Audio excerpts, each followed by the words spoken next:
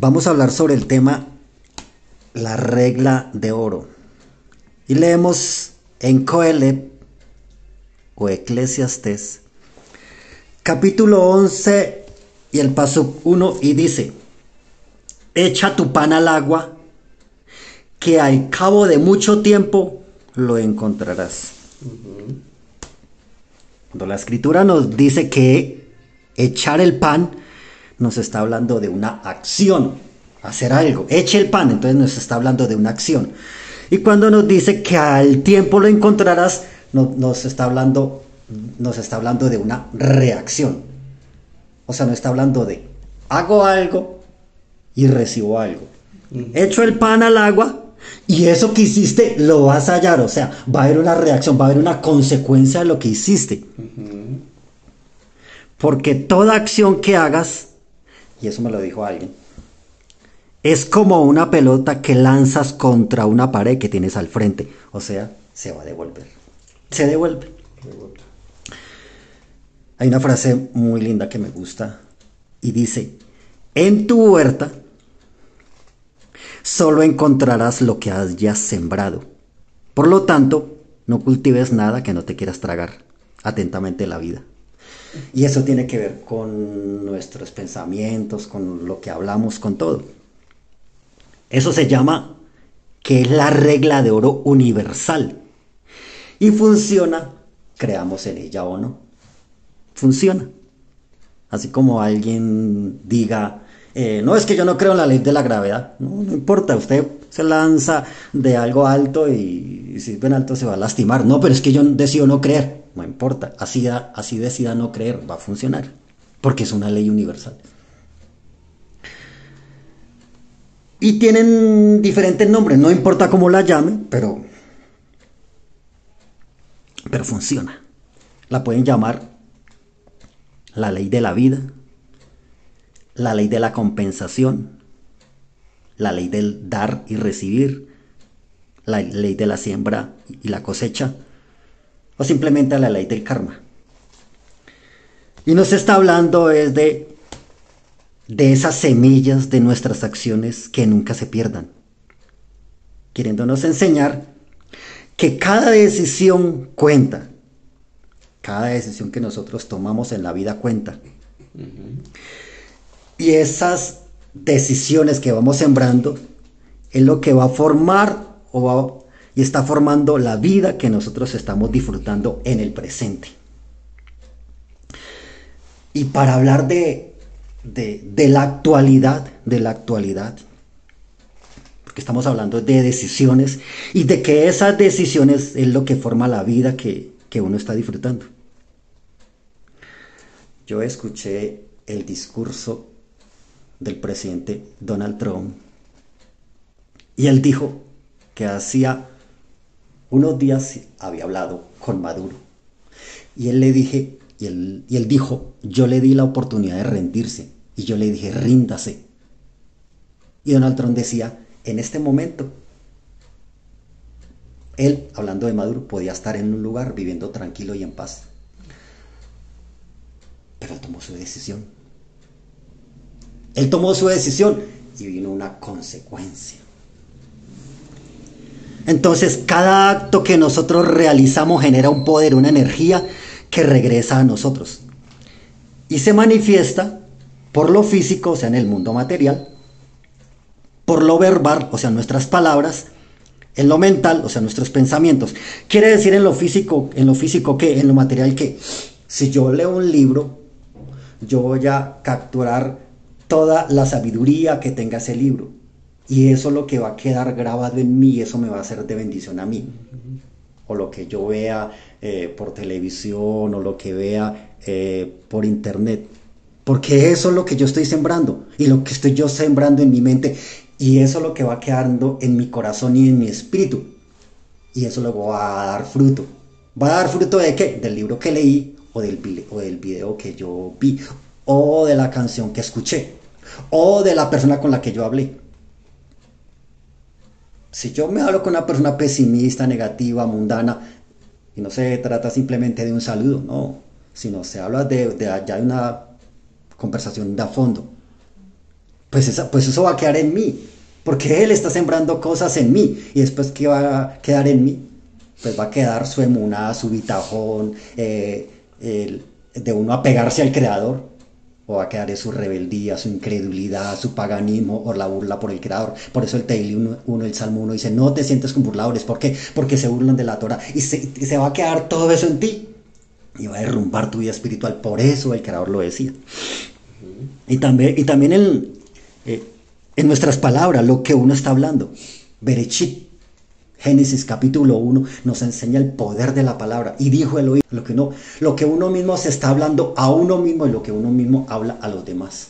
La fe nunca niega la realidad, sino aunque haya una circunstancia adversa, uno sabe que por encima de esa circunstancia adversa está el Creador. Por eso el Tehilim 27 dice, no temeré, aunque contra mí se levante guerra, yo estaré confiado.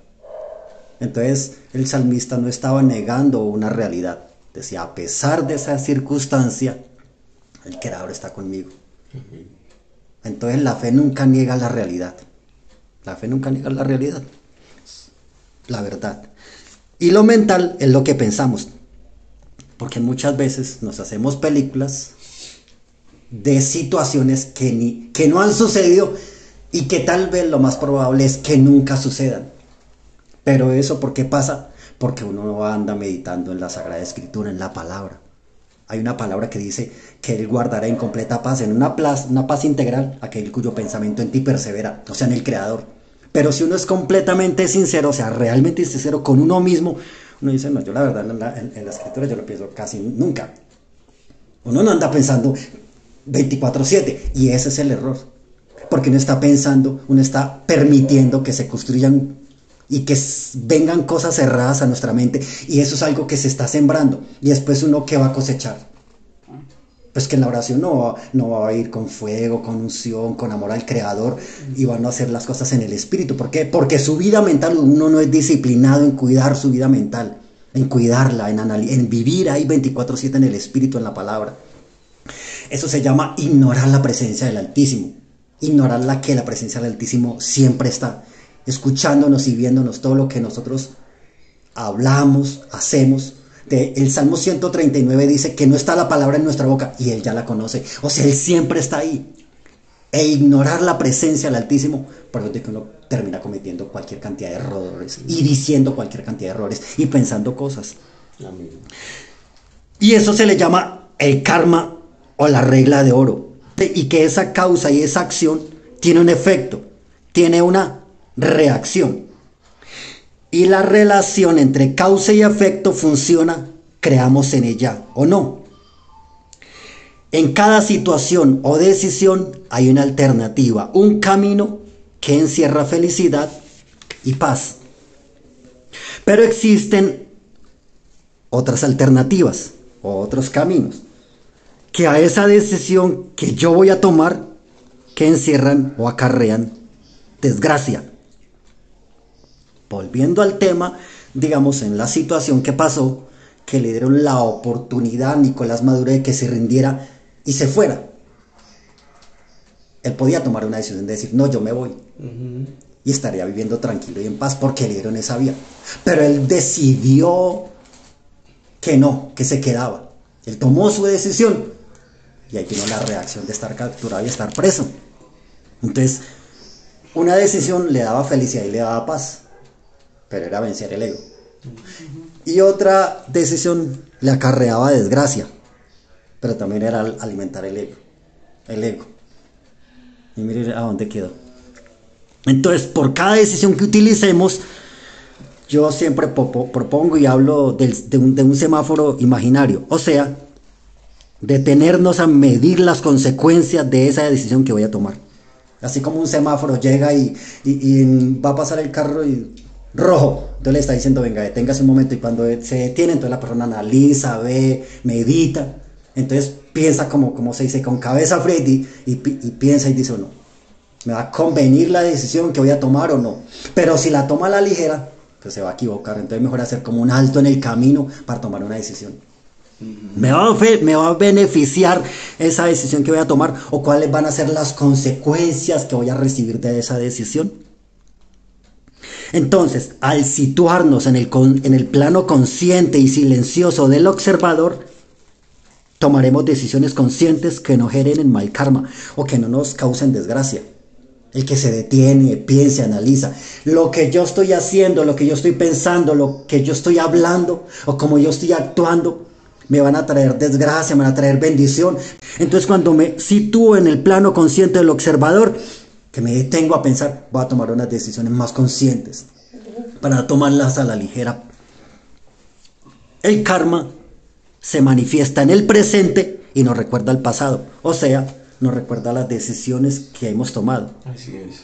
Y nos guste o no, todo lo que nos sucede en este momento es producto o está relacionado con las decisiones que tomamos, así sea en nuestra vida espiritual, en nuestra vida física, como está nuestra salud, en todo, en nuestra vida sentimental, emocional, todo.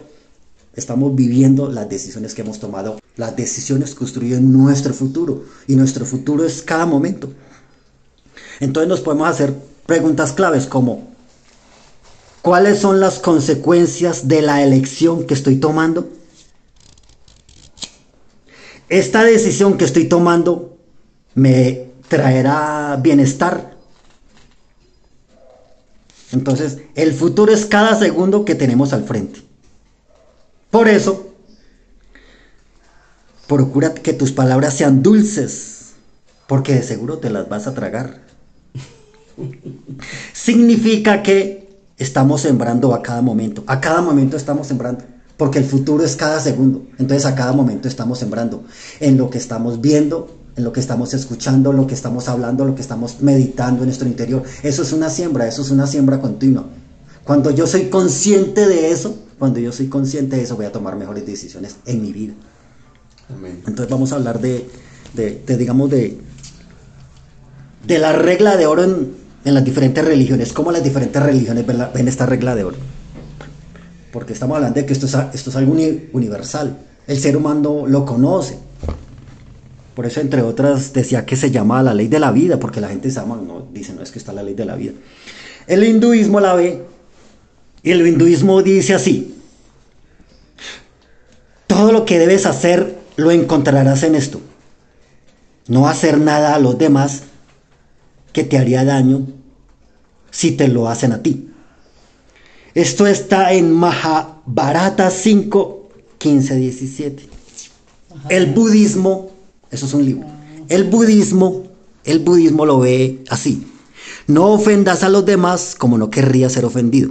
Eso lo encuentran en Udana Vargas 5:18, es un libro del budismo. El taoísmo lo ve así: los éxitos de tu vecino y sus pérdidas serán para ti como si fueran tuyos.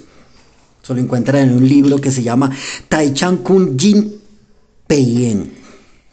El confucianismo hace una pregunta y dice: ¿hay alguna regla que uno debe seguir toda la vida?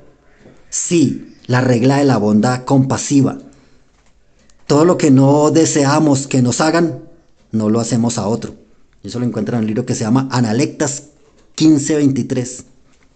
Nuestro santo maestro, el Ribi y Yeshua, él dijo: en todo haz a los demás lo que quieres que te hagan a ti, porque esto resume la Torá y los profetas. Sefer Mateo 7:12.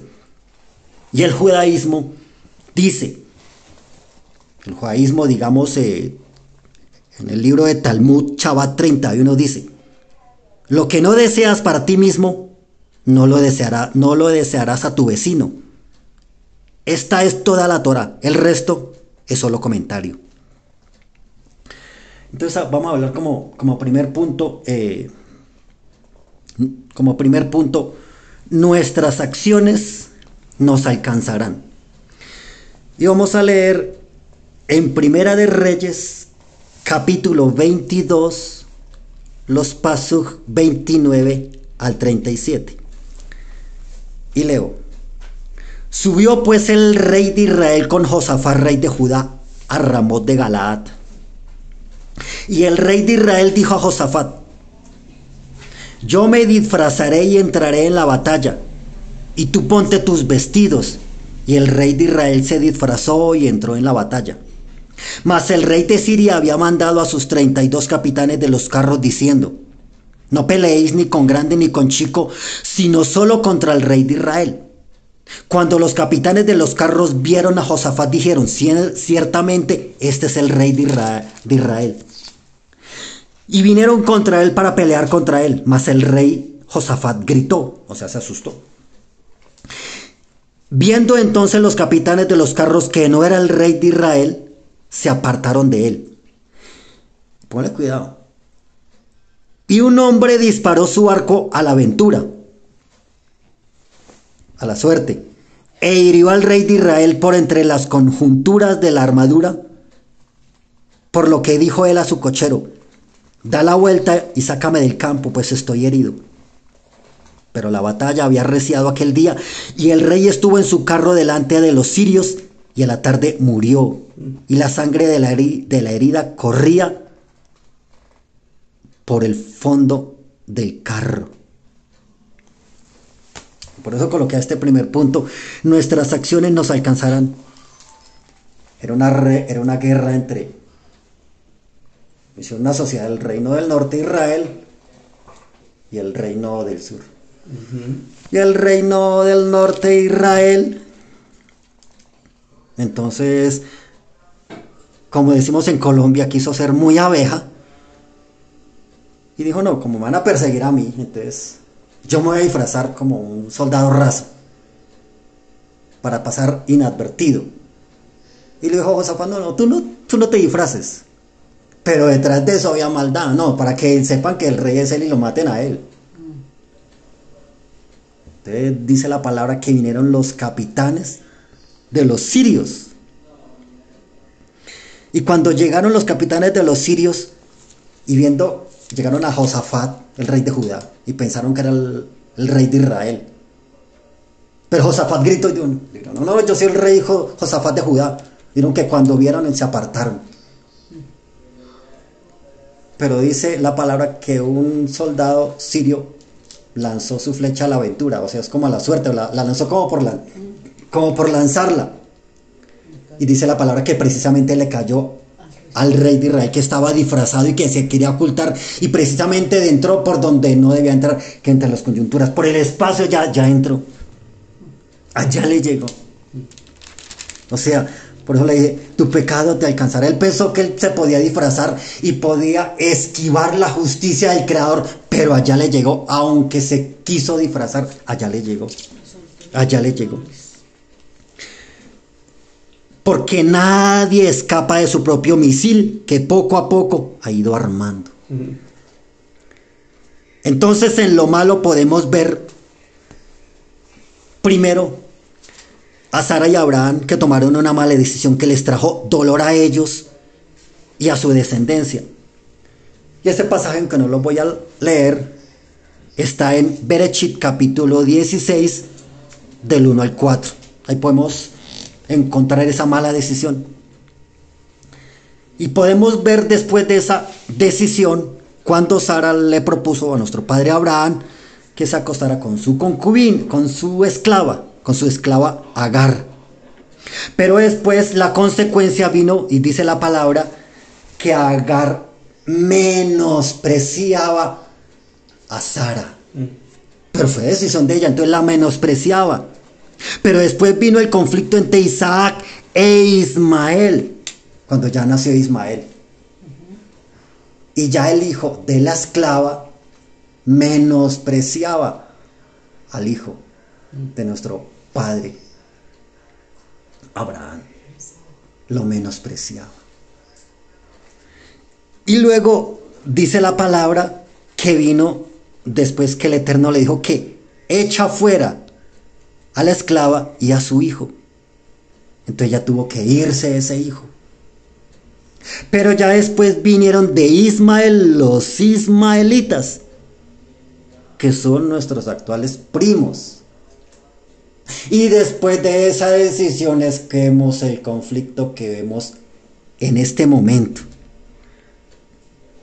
de judíos musulmanes.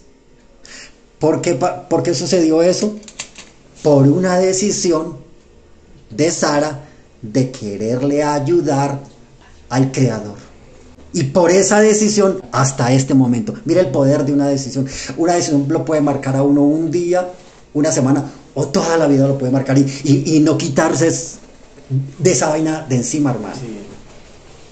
Ahora, segundo, vemos al rey Nabucodonosor cuando él tomó su decisión, cuando él dice la palabra que salió y vio todo su reino. Dijo, esto lo construí yo, esto es mío. Dice la palabra que él se ensoberbeció y que fue derribado. Y eso está en el libro de Daniel, capítulo 4, versículo 29 al 33. No lo leo para hacerlo más largo, pero ustedes lo pueden leer. Perdió su posición social, perdió el reino. Psicológicamente perdió la razón. El reino significa que perdió el respeto, el honor, la dignidad, la familia. Cuando dice que se perdió la razón, significa que perdió su paz mental, su memoria. Y su espíritu se volvió loco porque dice que se comportaba como un animal, como una bestia. Y simplemente por ensoberbecerse, por hablar, por tomar la decisión de hablar, de enorgullecerse, de ser altivo y arrogante con el Creador. Ya después mire que ya después él tomó otra decisión y dice que se arrepintió. Pero, como dicen por ahí, eso es otra historia. Ahora, el tercer ejemplo que podemos ver en lo malo es cuando Jacob engañó y fue engañado. Eso está en Berechit capítulo 29, el pasuk 25. ¿Y qué fue lo que él cosechó? Él engañó a su papá, haciéndose pasar por Esaú o por Esaf. Él engañó. ¿Y qué fue lo que él recogió? Que fue engañado con su esposa, porque tenía que ser Raquel y le trajeron ¿a qué? A Lea. ¿Para qué? Para que lea y aprenda. ¿Sí ve? Lea y aprenda.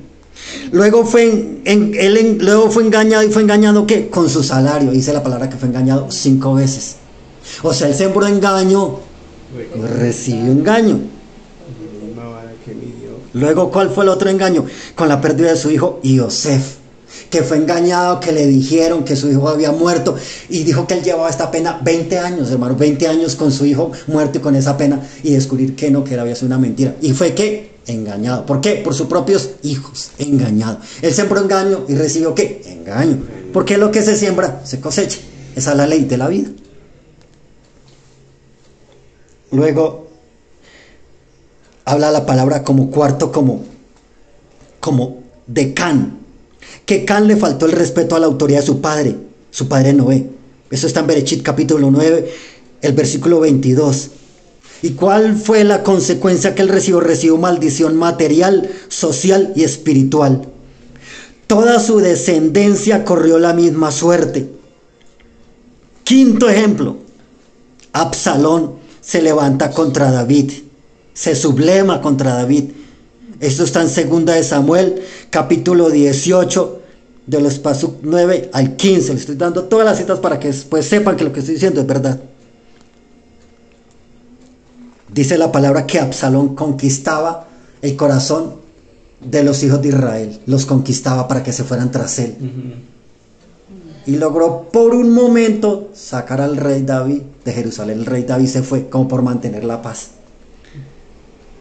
Pero después, ¿qué fue lo que recogió Absalón? Que fue desterrado, perseguido y luego fue muerto. Luego vemos el sexto. Vemos a un Cohen. El Cohen Eli, que perdió el temor al Creador. Esa historia está en Primera de Shemuel, capítulo 3, los pasuk 14 al 18. ¿Y qué fue lo que él recogió? Que se volvió tibio, religioso y permisivo con el pecado. Que perdió su ministerio, sus hijos, y maldijo su descendencia. Entonces vemos que toda acción tiene una reacción. Lo hemos visto en lo malo. Entonces ahora lo vamos a ver en lo bueno. En lo bueno. En lo bueno podemos ver a Enoch. La palabra dice que Enoch caminó con el Creador. Eso está en Berechit capítulo 5, los pasos 23 al 24. Y dice que se lo llevó el Eterno. Él dice que el Eterno se lo llevó.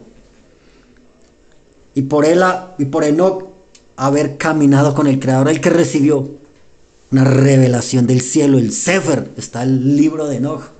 Debemos leer el libro de Enoch. El Sefer, ¿sí ve? Hashem se lo llevó para no ver muerte. También podemos ver a Noé o a Noah, que tuvo temor de la advertencia del Creador. Dice la palabra que en ese tiempo no llovía, sino que un vapor subía y regaba toda la tierra. Pero a causa de esa palabra de advertencia que el Eterno le dio a Noé, ¿qué fue lo que cosechó Noé? Que salvó su vida y la de su familia, que preservó la vida humana y la vida animal. Su temor al Creador y su obediencia radical y determinada hizo que su casa siguiera sus pasos, o sea, su ejemplo, sus hijos y sus nueras y su esposa. Y el Eterno hizo un nuevo pacto con la humanidad, y por eso está el arco de la alianza. Y la palabra dice que cada vez que él viera ese arco, se iba a acordar del pacto con Noé, con la humanidad que hizo a través de Noé. Y eso fue producto de algo que sembró que Noé, temor al Creador. Y mire todo el bienestar que él trajo. Amén. También podemos ver el ejemplo de José, que sembró fidelidad al Creador. Esa historia está en Bereshit capítulo 39 del 7 al 9. Cuando la esposa de Potifar sedujo a José. Y él dijo, no, yo cómo voy a pecar contra mi Elohim. Mire que nadie humanamente se iba a enterar. Pero él dijo, ¿cómo yo le voy a hacer esto a mi Elohim? Y él dice que él corrió, él sembró fidelidad. Y aunque después fue encarcelado y fue hecho prisionero, la palabra dice que póngale cuidado, era un esclavo prisionero. O sea, aparte de ser esclavo, de que no tenía derechos, era prisionero, o sea, lo más bajo de lo más bajo. Pero la palabra dice que aún allá el Eterno estaba con él y aún allá lo prosperaba el Eterno, aún allá, por su fidelidad. ¿Y qué fue lo que recogió José? Que aún, dice la palabra, al Elohim de Jacob, Potifar le dio un excelente testimonio. A sus amos, a la esposa de Potifar, al carcelero, a todos ellos les dio buen testimonio. ¿Por qué? Porque la palabra dice que Potifar dejó todas las cosas en la mano de José, por el buen testimonio que tenía José. Dice que Potifar no se hacía cargo de nada de su casa, porque toda se la había entregado a José, por el buen testimonio, por lo que él sembraba. Dice que aún en la cárcel, el carcelero le dejó todo en las manos a José, porque sabía y veía que aún José, estando prisionero y siendo un esclavo prisionero, el Creador estaba con él. Y mire todo lo que sembraba José. Cómo su testimonio hacen que las personas voltearan sus ojos al Elohim de Israel. ¿Por qué? Por su testimonio, por su comportamiento. Amén. Luego a Jacob su padre y a sus hermanos, a Benjamín. Cuando la palabra dice que José fue levantado como primer ministro o virrey del imperio egipcio. Y dice que allí se mostró a sus hermanos, eso significa que mostró el Brit Milá, y luego mandó traer a su padre Jacob y a sus hermanos a Egipto. Y dice la palabra que el rey de Egipto mandó que a la familia de José le dieran las mejores tierras de Egipto. ¿Por qué? Por el testimonio de José, por lo que José había sembrado. Amén. Por lo que José había hecho. Y como vemos, el ascenso de Yosef salvó a toda su familia, a Israel. Pero vemos a Yosef, que Yosef es figura del Mashiach. Yosef es figura del Mashiach. La palabra dice que le colocaron Sagnat Panea, el Salvador, el revelador de secretos. Pero dice que sus hermanos no lo conocían. No lo conocían. Y que cuando él decidió revelarse, sacó a todos los egipcios, a todos los paganos, a todos los goyim. La vuelta es así. En la revelación del Creador, ningún goyim, ningún pagano puede estar, solamente los hijos de Israel. Y dice la palabra que Yosef se le reveló a sus hermanos. Le dijo, yo soy José, vuestro hermano. ¿Sí ve? En la revelación. O sea, Yosef es figura de Mashiach. Porque a Yosef se conoce como Yosef Hasadik. Yosef Hasadik. O sea, José el justo, Yosef Hasadik. ¿Quiere ser justo? Sea como José. ¿Quiere ser Sadik? Sea como José. Amén. Luego vemos a Ana. A Ana dice la palabra en el primer libro de Shemuel. No, Samuel.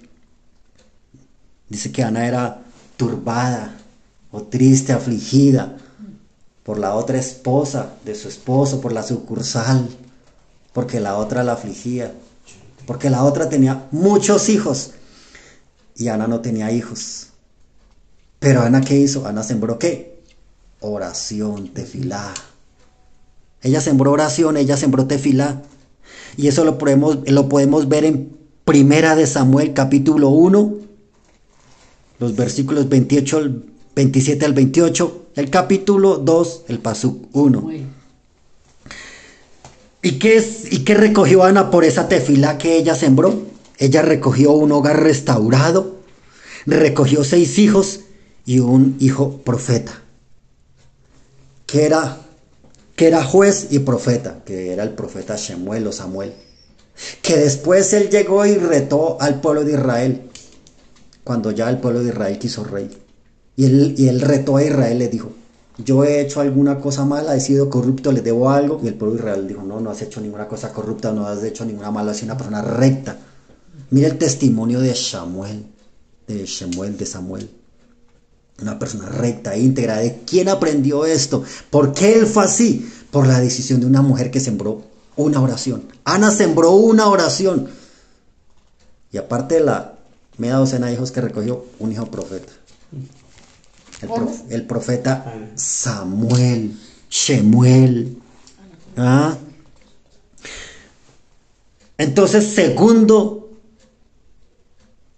es, como tú hagas, se hará contigo. Y vamos a leer en Jueces capítulo 1, del 4 al 7. Y subió Judá, y Hashem Adonai entregó en sus manos al cananeo y al fereceo, e hirieron de ellos en Beset a 10,000 hombres. Y hallaron a Adonit Beset en Beset, y pelearon contra él, y derrotaron al cananeo y al fereceo. Mas Adonit Beset huyó, y le siguieron y le prendieron, y le cortaron los pulgares de las manos y de los pies. Entonces dijo Adonit Beset, 70 reyes cortados los pulgares de sus manos y de sus pies, recogían las migajas debajo de mi mesa. Como yo hice, así me ha pagado Elohim, me ha pagado el Creador. Y le llevaron a Jerusalén, donde murió. Entonces vemos a un hombre que en su reino se hacía llamar el soberano, el amo, el dueño de Beset, de este territorio.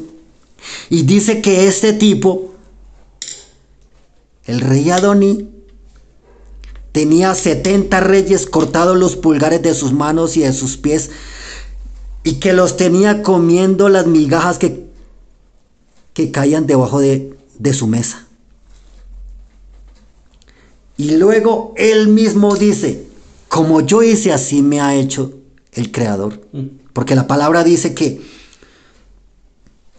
cuando los de Judá subieron, lo capturaron y lo derribaron, su reino, lo prendieron y le cortaron los pulgares de las manos y de los pies, tal como él le había hecho a los demás reyes.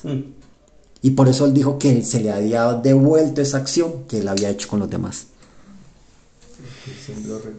Entonces, como vemos también, ahora vamos a ver cómo nuestro padre Abraham sembró obediencia en Berechit capítulo 17, que nos habla del Brit Milá, del pacto de la circuncisión.